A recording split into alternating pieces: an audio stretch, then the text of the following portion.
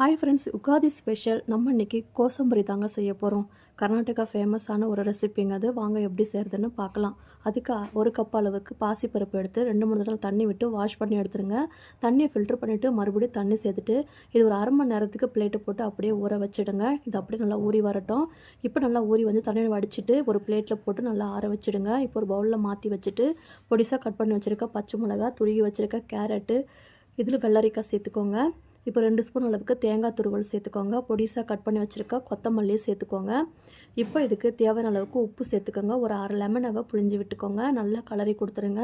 இப்போ நம்ம சின்ன தாளிப்பு கொடுக்க போகிறோம். இதுக்கு எண்ணெய், கடுகு, காஞ்ச மிளகா, கருவேப்பிலை, பெருங்காய பொடி சேர்த்து நல்லா தாளித்து எடுத்துக்கோங்க. அவ்வளோதாங்க, சூப்பரான கர்நாடகா ஃபேமஸான ஒரு ரெசிபி கோசம்பரி. இது யுகாதிக்கு செய்வாங்க. நீங்களும் இதே போல் செய்து பார்த்துட்டு எப்படி வந்துச்சுன்னு உங்கள் ஃபீட்பேக்கை மறக்காமல் கமெண்ட்டில் ஷேர் பண்ணுங்கள். இன்னொரு வீடியோவில் பார்க்கலாம். தேங்க்யூ.